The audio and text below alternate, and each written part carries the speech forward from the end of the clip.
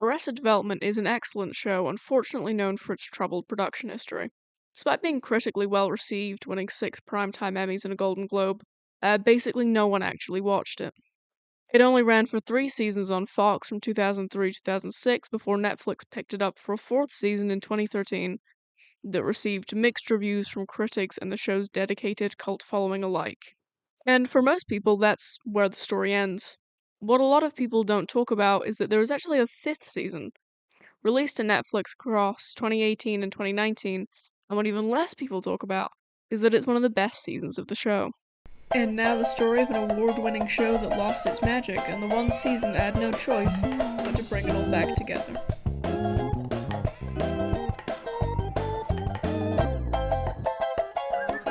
It's Arrested Development. Most self-respecting Arrested Development fans would tell you that the peak of the show is in its first 3 seasons. What I'm calling the golden age for right now is just season 1 and 2, and we'll put a pin in season 3 for now. For the uninformed, Arrested Development is the story of a wealthy family who lost everything, and the one son who had no choice but to keep them all together, as Ron Howard tells us at the start of every episode. The one son is Michael Bluth, the pseudo-protagonist of the show. In episode 1, Michael is working for the real estate company owned by his father, George Sr. Michael's wife Tracy died at some point before the start of the show, and he's been raising his teenage son, George Michael, in one of the Bluth Company's model homes. Michael also has 3 siblings, his twin Lindsay, their older brother Job, and their younger brother Buster. None of the other Bluth siblings have paying jobs, though Job does have a failing career as a magician. Lindsay is unhappily married to her now rapist husband Tobias Funke, and they have a daughter Maybe. I'm sure about it, that's just her name. Buster never really grew up and lives with their somehow both overbearing and neglectful mother Lucille. And rounding out the family is George Sr.'s identical twin brother Oscar, who is secretly Buster's real father, making him Michael and Job's half-brother/cousin. In the first episode, the Bluths lose all of their money and George Sr. is arrested for treason. The overarching plot of the show is then about Michael trying to run the company, exonerate his father, and deal with the general crazed whims of the other Bluths. This is, at its best, about as good as television gets. The show earned its cult status with its intricate running gags and Rube Goldberg machine storylines that always come together in hilariously convoluted ways. This makes it the most satisfyingly crafted show I've ever seen, and also a nightmare for weekly cable television. Just as an example of Arrested Development operating at its best, at the end of season 2, Buster loses his left hand. This is foreshadowed several times, with a couple of people and animals being without left hands in season 1, and even more obvious hints at the start of season 2.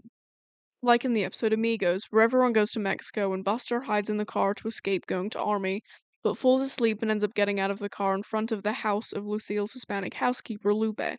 Buster thinks he's in Mexico and sticks around, eventually finding the hand-shaped chair that had been in his room since the start of the show, and which Lupe had ended up with somehow. So when Buster finds this chair, his reaction is, naturally, to say, "Well, I never thought I'd miss a hand so much." Which is funny the first time around and is hilarious when you know that Buster is about to find out just how much he can miss a hand. And that's not all. Buster loses his hand to a seal that Job got from his ex-wife and lost after using it in a magic trick and accidentally giving it a taste for human blood. Buster is struggling with getting away from his mother Lucille and his lover Lucille too, Lucille's next-door neighbor. He goes swimming in the ocean to defy the Lucilles, and all of that leads to this. Lucille! Watch out for Lucille! I don't care about Lucille! Stay alive! I don't even know how they came up with this, or if that's why Lucille is called Lucille, or if they worked out the wordplay later. If that's why Job's wife was a seal trainer, or why Buster had a hand chair. Jokes that also branch out in their own other directions. To put the nail on the coffin, they hit you with one final running gag where a doctor who keeps misleading the family about people dying, saying they lost George Sr. when he just means he escaped out the window, and saying that Tobias appears to be dead when he just means he's painted himself blue, tells them that Buster is alright.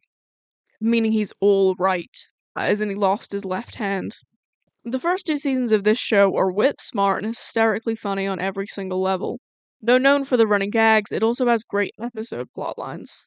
Like this one, where everyone goes to a company party and Job fires the entire staff for being mean to him and ruining his $3,000, $4,000, $5,000 suit. Probably expensive suit. And the family members keep accidentally singing Afternoon Delight together, not realizing how sexual the lyrics are.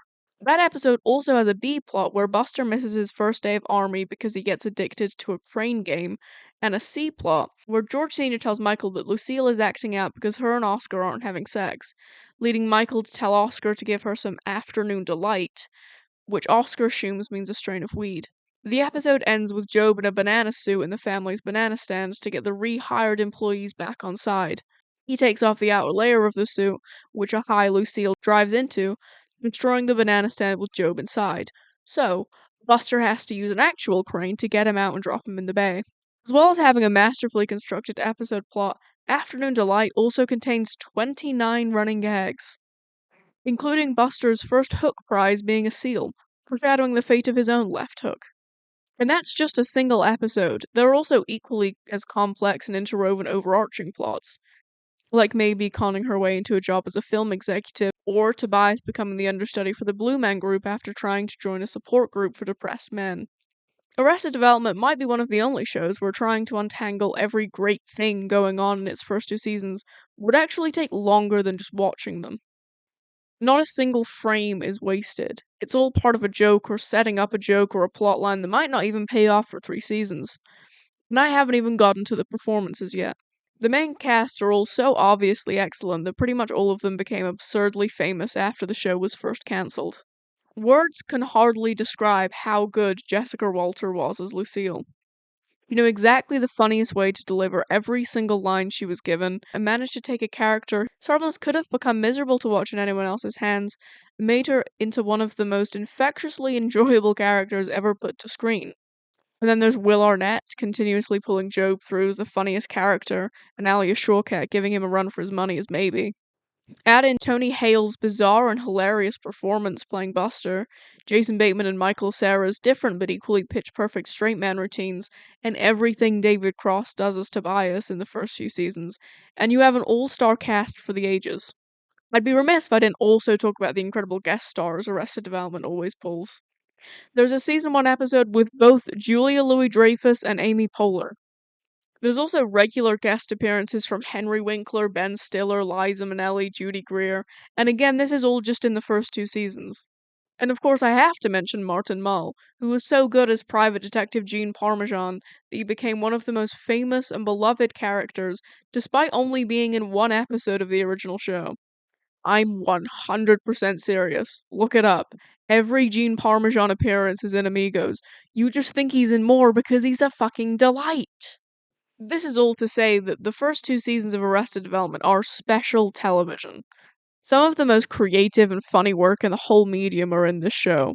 Hell, some of the most funny and creative work in the history of the moving picture are in this show. If you think I'm being hyperbolic, then I don't think you've gotten to experience the highs that Arrested Development reaches. But while I'm talking about the highs, most people lump all of the first 3 seasons together.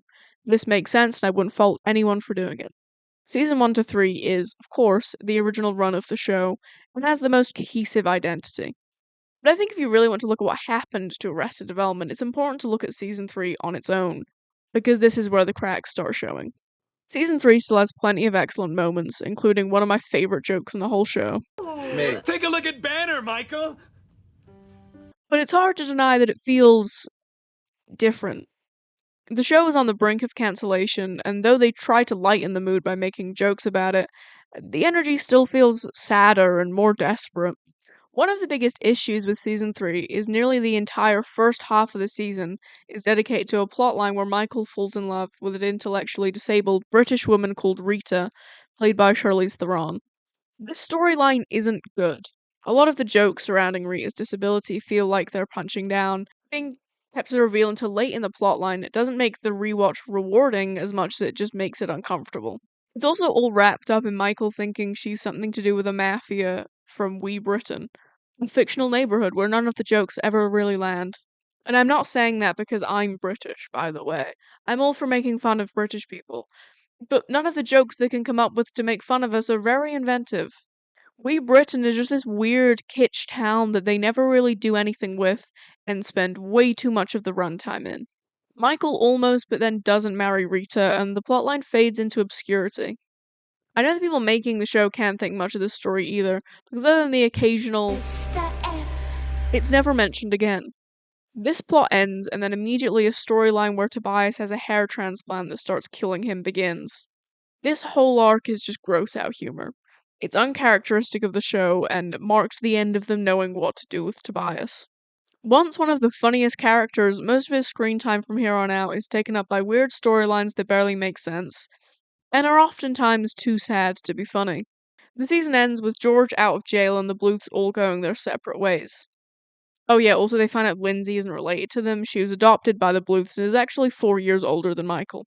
This last run of episodes is, admittedly, still very good, and the closest the show gets to its old highs all season.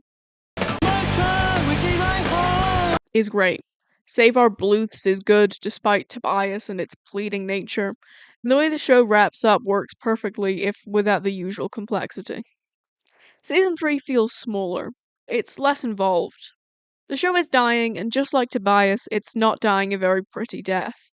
But if this was where the show ended, then I imagine most people would do what they do now, and scramble all of the storylines in their head until they forget what actually happens in Season 3. Even I do this.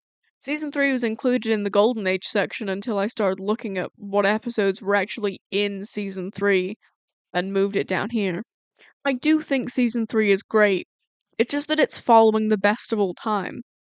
But it does, to its credit, manage to escape being called one of the worst seasons because of what followed. Season 4 is weird. Like, there's 2 different cuts of it weird. The original cut of Season 4 has 16 episodes between 30 and 40 minutes that, for the most part, only focus on one character each. The remix, subtitled Fateful Consequences, is probably the version that most people watched because it's the one that Netflix lists as Season 4, and is cut more like the original show, skipping between characters in roughly chronological order. The problem with this is that because everyone's stories are almost entirely disconnected for most of the season, the narrator is constantly having to recap plot points. This gets so bad that some episodes end up being more recap than story. Cutting it in chronological order, ironically, makes the season 10 times harder to follow. And because it's longer, it can't even be as easily binged, so you're almost guaranteed to miss or forget something important. The remix also struggles to find natural ending points for episodes. In the original cut, the episode slowly builds to a one-character payoff, which is disappointing, but better than the remixed episodes, which tend to just sort of end after an now arbitrary 22 minutes. Arrested Development has always suffered from having strange or downright bad plotlines for some characters. I can't say I know anyone particularly enthralled by the stuff with Michael and Marta, or Lindsay having the same crisis about her marriage for the 8th time, or Job. I'm kidding, there are no bad Job stories, but you get my point. These didn't matter in the first 2 seasons because even a bad plot would at least tie into 3 other excellent plots and lead to probably one of the funniest jokes in the whole show. In Season 3, there weren't enough good plot lines to carry that balance, so we got stuck with Rita's story for half a season. And in Season 4, because every character only gets 1 or 2 storylines that almost never intersect with those of the other characters, large chunks of the show just become almost unwatchable. This is made worse in the remix by putting all of the bad stories in with the good ones, which means you're constantly having the good parts of the show interrupted and mangled to cut to something you know you won't like for a few minutes. And it won't even be relevant that you saw it until the end of the season. With the original cut, you can skip certain episodes if a story isn't grabbing you, or at the very least you have an easy countdown until the next time Job is on screen, and you'll be safe from whatever the hell Tobias is doing for half an hour. There is a truly terrible season of Arrested Development, but it isn't Season 4. It's Fateful Consequences. And if you're going to watch it, you should watch the original cut, which you can find under the Trailers and More section on Netflix. You're welcome. The original Season 4 also isn't that great, though. The cast was all too famous to be in the same room, and with the hiatus, there were suddenly several years of timeline to fill. Which is how you end up with a season of 9 different, mostly unrelated stories. This is a slap in the face to what made Arrested Development good. It still has all of the other good stuff, the great performances, the guest stars, the clever jokes, the running gags, but it loses that interconnectedness that made the show really special. Because of the longer timeline, the show also gets weirdly cruel and sad at times. Like with Job losing years of his life to a roofie circle, constantly wiping his own memory trying to get rid of something that happened too long ago to escape from. Or anything with debris. Oh, debris. Can we talk about debris for a moment? When I say there are bad plot lines in season 4, I am talking about her. Also, whatever Lindsay is doing and a lot of the George stuff, but mostly debris. Debris is a drug addict who Tobias meets at a methadone clinic that he mistakenly thinks is an acting class. They run away together and pose as characters from the Fantastic Four to make money from people who want to take photos with them. Other than a handful of good gags, this is just miserable, and feels even more disconnected than the other plots.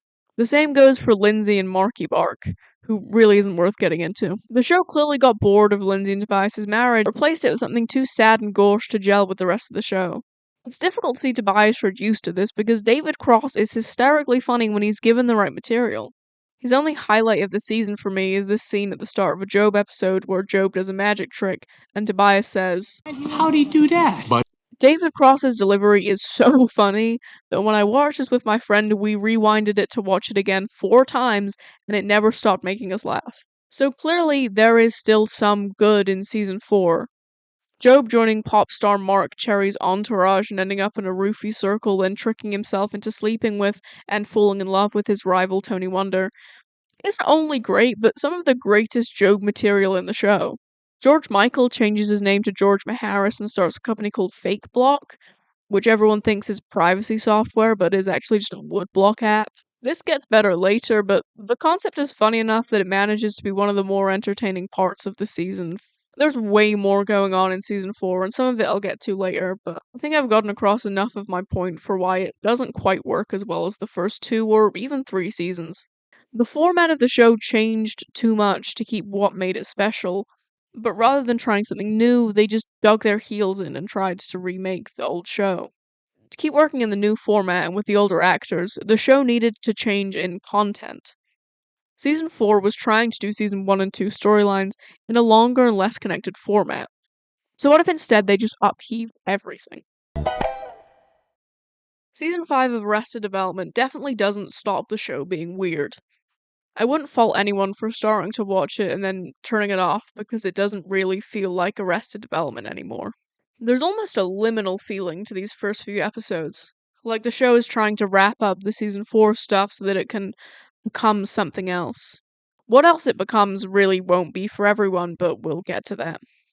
Carrying on from season 4, George Michael is still running Fake Block and still isn't telling anyone that it's not actually privacy software, because now he's in too deep. Him and Michael are fighting over Ron Howard's daughter, Rebel Ally, who they've both been dating. Job is gay and in love with Tony Wonder, but can't be with him because of his brand as the Christian magician. George Sr. has been accidentally taking estrogen and is depressed that he has no sex drive and that Lucille is divorcing him. Lucille is trying to get out of the Bluth Company building a wall across the Mexican border. Lindsay is planning on running for Congress in the place of Herbert Love, and Tobias is kind of still with Debris, but for the start of the season he's with Lucille, acting as her therapist. Maybe is trying to avoid being caught for sleeping with a 17-year-old who she thought was an undercover cop posing as a 17-year-old, but was actually a 17-year-old posing as an undercover cop. And Buster is trying to avoid being caught for being the suspected killer of Lucille too, who fell down the stair car and is now missing. What you might be thinking right now is that a lot of these seem like pretty engaging plot points that, even if done badly, you might want to see the end of. But for the average Arrested Development viewer, this is not the case. If you're just starting the show and you ask a friend if you should watch season 4 and 5, they'll probably say no, because they love you and want to spare you from bad television. What happened to your friend was that someone told them not to watch season 4 and 5, and they got to the end of season 3 and thought, well, how bad can it be? And start season 4 anyway. The version they watched was probably the remix, and met with this strange, obtuse version of a show that they were sure used to be good, decided that whoever had told them not to watch season 4 and 5 was right, and it's information they should probably pass on to the next person. What this means is that almost no one has ever watched season 5. Very little information is given about it on the official fan wiki, and the NPR website that categorizes the running gags has never updated to include it. What I'm about to say is in no way a popular consensus. Of the fans who have watched season 5, it's very divisive. No one can decide if it's a beautiful return to form and a great send-off, or an even worse continuation of a show trying to claw its way back into relevancy. But in my opinion, Season 5 is one of the best seasons of Arrested Development because it's entirely unlike both visions of the show that came before it. Because I don't think you're going to watch Season 5 without some convincing oratory, I'll take the liberty of explaining what actually happens in it to you, and then you can brag to your friends that you watched the season without having to actually spend the 16 hours that I spent watching and then rewatching Season 5. So the season opens with George Michael having just punched his father for trying to steal his girlfriend Rebel Ally. In Season 4, Job roofied Michael when he found out that Job slept with Tony Wonder, and he doesn't remember any of Cinco de Cuatro. And thus, he doesn't know that Lucille too is missing, which also makes him the prime candidate for her murder, especially because we never see how this conversation with her at the top of the stair car ends. Michael accidentally lands himself working for a search engine company for a while, and ends up back with the family when he's looking for a scuba suit in the model home. He finds the family all gathered in Lucille 2's apartment, preparing for Lindsay's campaign. George Michael spent a while in Mexico with other UC Irvine students trying to get away from his issues with Fake Block, and isn't at Lucille 2's. Maybe went with him to escape being convicted for sleeping with a 17-year-old, but returned and is now acting as Lindsay's campaign manager. When in Mexico, they find that the land there owned by George has been taken over by the Mexican Romneys, who are, the Mexican branch of the Romney family. Job and George were also in Mexico around the same time, each pretending to the other that they were there to sleep with women, even though Job is in love with Tony, and George is on estrogen and has no sex drive. This is easily the funniest part of the early season, and the characters play off of each other excellently despite not having much to do together in the early show. Season 5 shines by having different characters interacting more often. With the family so connected in the early seasons, there were few reliable pairings and trios that would regularly be in stories together, and other combinations were mostly discarded. In Season 4, none of the characters are ever together, and Season 5 meshes these two things into creating isolated subplots with different people that end up being some of the funniest parts of the season. This is where the show uses the cast being too famous to be in rooms together to its advantage, forcing them to do something slightly different but still very effective. The dramatic irony of Job and George both trying to make the other one think they were there to fuck their way through Mexico, while neither of them have any interest in the women they're meeting, is hysterically funny. Talking about weird character pairings, Lucille was broken out of rehab by Tobias and spent a while staying with him in the Bluth's beach house, which we haven't heard about up until now because the family was supposed to have sold it after Michael's wife died there, and then no one ever told him that they'd actually kept it. Don't tell Michael became the first rule of the beach house, the second rule being not to leave towels on the ground, which leads to this great running gag where different family members find out that Michael knows about the beach house, and they ask if they can put towels on the ground now. While initially at the beach house, Tobias, still acting as Lucille's therapist, tells her the phrase, hurt people, as in, people who are hurt tend to hurt other people, but which Lucille takes as a rallying call for hurting people. So throughout the season, when she's doing something horrible, she'll say to herself, hurt people, which gets me every single time, and is mostly down to Jessica Walter's delivery of it always being perfect. On that subject, I have to talk about my favorite joke in the first episode, where Maeby and George Michael are talking about how Lucille used to say, or what about they should take all the rapists and all the murderers and put them all together on an island? And all the murderers can be raped and all the rapists can be murdered. Until you only have either two rapists left or you're down to one raped murderer, but who cares about him? Oh, was it one raped murderer? I've heard her say it both ways. Which would be funny enough on its own, but then later in the next episode we come to this. Make sense of things. For saying these things? No, but I was doing the math, and I still think you're gonna have a problem with this final raped murderer. But who cares about him? This being at the start of the season does two things. One, it sets up the expectation that we're back to this kind of inter-episode, inter-character recurring gag joke that was sorely lacking in Season 4. And it also sets up the theme of the season being about exploring the Bluth's past. Meanwhile, Buster's being blamed for Lucille 2's murder because there's footage of him deleting the footage of the actual event. He spends a while hiding from the law but is inevitably arrested for tampering with evidence, which leads to a great running gag with this annoyed evidence guy who everyone seems to mistreat. But anyway, all of this leads to the family being gathered back at Lucille 2's apartment, ready to give themselves the Estero Bluth Company's Family of the Year award and start Lindsay's campaign. Job is there with a weather woman very overtly acting as his beard, George is suicidal because of his lack of sex drive and divorce, and Tobias has dyed his mustache and sideburns pink so that he can play Michael, and has shown up with a strange man called Murphy Brown, who ends up being his estranged son, but who cares about him? And this is all only in the first couple of episodes. The season is structured to allow these several individual storylines to progress, with characters being paired up occasionally throughout, and then leading to these bigger moments where everyone is in the same place, and all of the storylines can come together. Though you miss out on this happening every episode with the craziest cohesion on television, having longer plot lines means that when they do come together, it's with much bigger consequences. The next big gathering moment is when everyone comes together to accept the Family of the Year award, at which Michael and George Michael reconcile after the Rebel incident and go scuba diving together, putting them in exactly the right place and time to save George, who was trying to drown himself with a giant anchor, but Job, after the trophy store he bought, didn't have what he deemed to be a big enough trophy. This is also when Lindsay leaves the picture. Portia de Rossi quit acting between seasons, and so Lindsay was written into only 5 episodes before leaving to find her real family. Which is fine, it's whatever. Portia was great in the first few seasons, but they clearly didn't have much for her to do anyway if Marky Bark is anything to go by.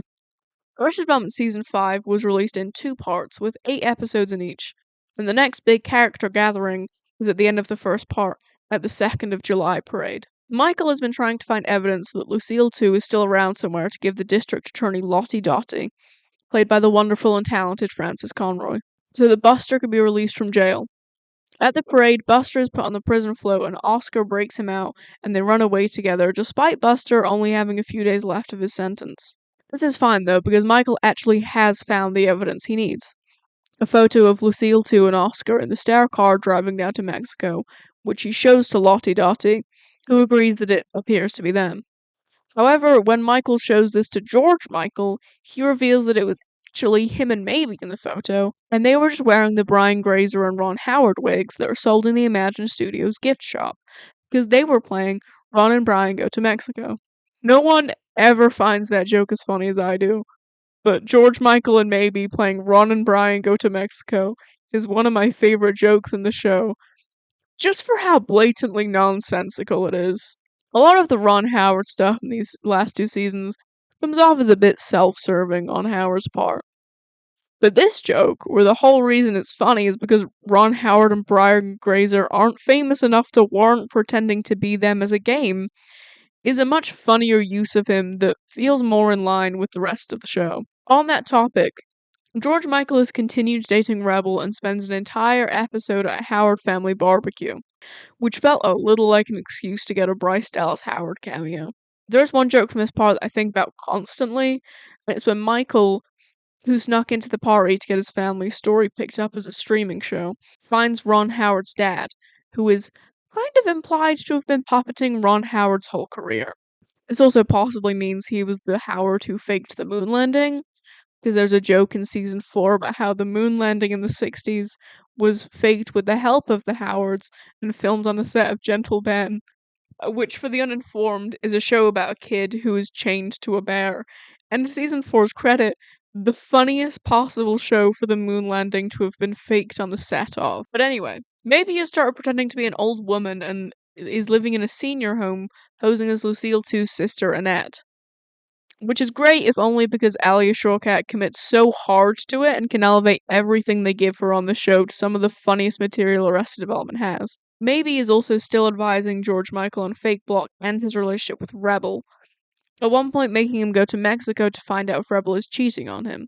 The problem is, despite not knowing who she is, George Michael has been driving Lucille 2's car all season.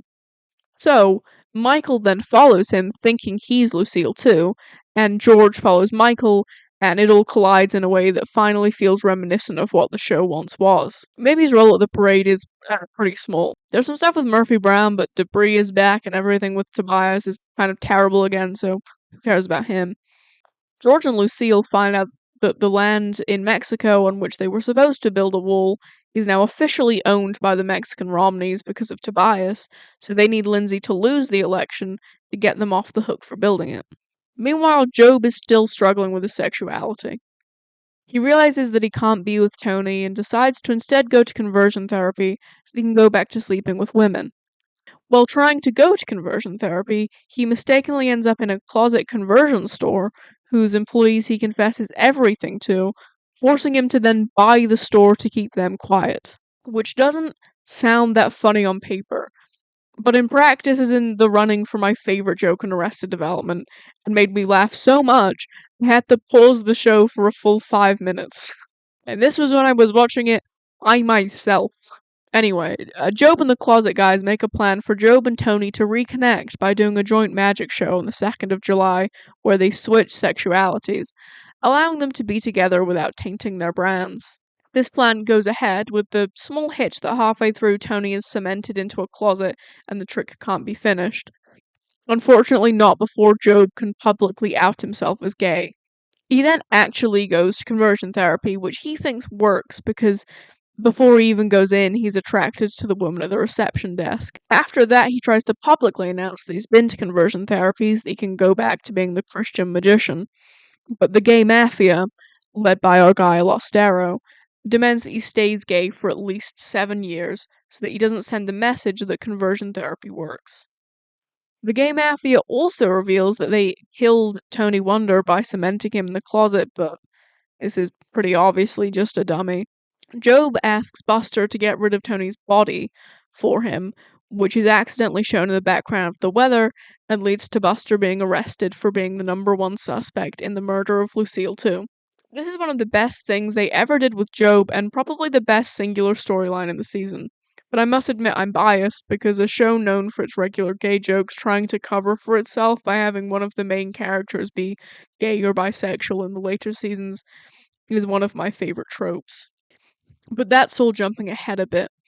While all of this is happening, George, Michael, and Maeby are trying to sell Fake Blog. Maeby moves out of the senior home when Tobias and his family move in for outer space. Though, to be fair, the short sequence of them invading Maby's storyline is one of the only funny things Tobias does this season.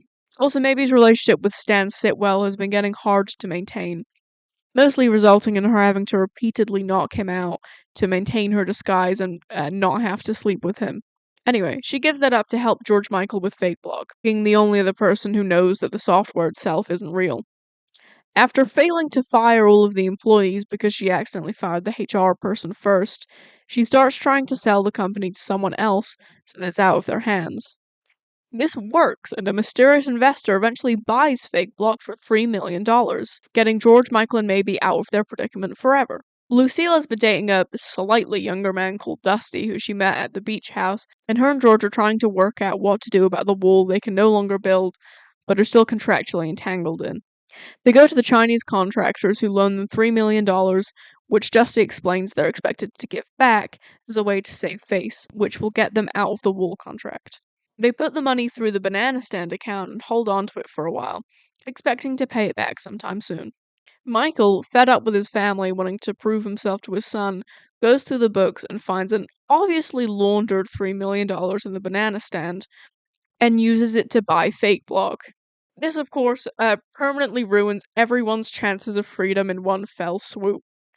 The great thing about this is that it all comes together so slowly and so apparently unrelatedly, with regular interruptions for whatever Tobias and Job are doing, that you don't really realize what's about to happen until Michael announces to his parents and George Michael that he's just bought Fake Blog for $3 million, and everyone realizes what happened. At which point it all hits you in this beautifully orchestrated moment that's twice as satisfying as any of those moments in the first 2 seasons because of the pure scale of it. This is the moment that really convinced me on season 5. A moment so Arrested Development that I felt like I was watching the early seasons again. After this, something weird starts happening. Every episode starts opening with these flashbacks. barely color-graded footage of the Bluth siblings as children, all from the same day at the beach house. Rather than Kristen Wiig and Seth Rogen, who play them in season 4, young Lucille and George are played by Kobe Smulders and Taron Killam. Despite videos of them in season 4 consistently confirming Wiig and Rogen as the real faces of the young Bluth parents.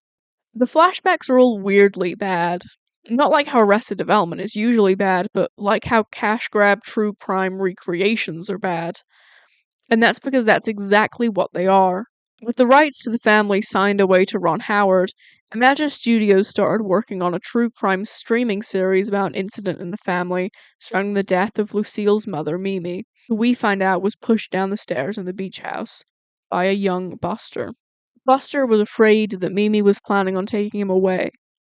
This was because Mimi was planning on taking one of the Bluth kids away.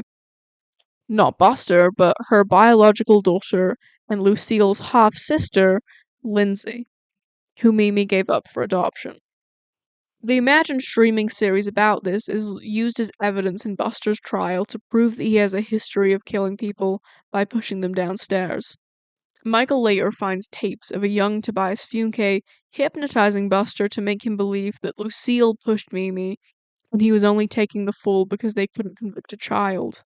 Lucille tells Michael that this was done so that Buster wouldn't carry the guilt of murder with him, and that it was in fact Buster who pushed Mimi. Lucille intentionally planted the tapes for Michael to find so that he would accuse Lucille of Mimi's murder on the stand and make it pointless evidence of Buster's history of violence. Michael, however, still without his memory of the night of Cinco de Cuatro, becomes convinced that he killed Lucille too, and admits this to the court, leading to a mistrial. The show never entirely stops being a comedy, but this is all played more seriously than you might expect. There are whole scenes here with very few jokes. Some of it is even played for downright horror. The tapes of young Buster being brainwashed are honestly chilling. His childlike disposition suddenly seeming a little less funny. Actually, everyone suddenly seems a little less funny. The recontextualizing of these horrible secrets buried in the family make you look at the characters differently. Especially Lucille, who now appears almost tragic by the mere fact that she really tried to do her best for Lindsay and Buster in the only way she knew how. Which just wasn't quite good enough. I have to admit, I have a real passion for comedy shows that suddenly get very serious. But I don't think anyone does it quite like this. Arrested Development suddenly becoming Succession isn't something that most people would say works. And actually, most people don't think it works. Buster being a murderer is one of the most controversial things that the show ever did. But you kind of have to give it up to the show for having the courage to go there. Rather than trying and failing to capture the magic of the old show, Season 5 takes a fucking nosedive into something yet untouched. While I personally think Where It Goes is great, even if you don't, I think you have to admit that it's a creative choice that deserves a great deal of respect. And again, it never quite gives up being funny to do this. There are still jokes throughout this section. One of my favorites being Barry saying that he can't be around anyone under the age of 25. Such an almost believable number that it only occurred to me as being a joke on my second watch through. The show ends with Buster free from jail. Murphy Brown designs an almost real fake block technology that accidentally makes all data unreadable, and in a Rube Goldberg series of events involving George Michael dyeing his hair Howard red and Job officially coming out as bisexual, scrambles the wool contract and allows Michael to sell it to the Chinese before they're any the wiser. Oh yeah, also Lindsay comes back and reveals that she knows about Mimi. She makes up with Lucille saying that while she's a terrible mother, she is actually a great sister. Job is reunited with Tony Wonder, who is dating Sally Sitwell, but essentially agrees to cheat on her with Job, so who knows how long that's gonna last. Lucille 2's body is found in the fake wool segment used in Job's trick, and Buster finally admits to her murder. There are some compelling theories online that this was intended to be a misdirection, and it would have been revealed in a later season that Buster actually didn't kill Lucille 2, but since they're almost certainly not going to make another season now, I think we have to admit that he did. And that's what happened on Arrested Development Season 5. On the next Arrested Development. I don't think I can actually format this as a next time, I just wanted to copy the show. I understand every criticism of season 5, and I definitely don't think it's perfect. The first 2 seasons of this show set a precedent that would be almost impossible to beat even by itself. I think season 3 indicates that the show was probably bound to lose its touch regardless of the cancellation, though it almost certainly didn't help. Either way, season 5 is, to me, the platonic ideal of a continuation of the show. Not being just enough from its best years that it feels like a return to form, finding just enough new stories and angles to come at it from that it doesn't just feel like a rehash of what we've already seen. There was never going to be another season of Arrested Development like the first 2, but that's not what season 5 was trying to be. And what it is trying to be, I think it passes with flying colors. It's hilarious, it's inventive, it found a way to do something no one else is doing, and most importantly, it's hilarious. I know I said you weren't going to watch Arrested Development Season 5, but actually, you are. I haven't just recapped the season for you so you don't have to watch it. I've just saved you the first watch, which is the worst one for any season of the show. Arrested Development is best watched when you already know what's going to happen. And now you know exactly what's going to happen. So you can have the time of your life watching new material from one of the best shows to ever do it. I hope it means as much to you as it does to me, and I hope that you hate all of my favorite jokes and find 500 more great jokes that I didn't even think of, and decide that they're your favorite. Have fun.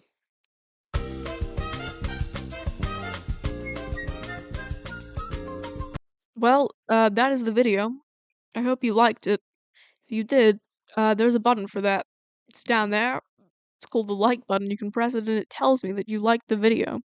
Otherwise, I'll think you hated it, and you wouldn't want that. Other things you can do is you can subscribe, and you can see more videos that I make. There are actually other videos that I've already made just on my channel, which you can also go and watch. And you can also press like on them.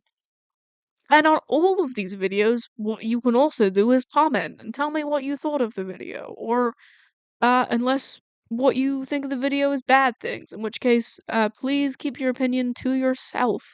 Thank you. Yeah, that's really it. Go watch Arrested Development Season 5 and, enjoy it for me. Thank you. Goodbye.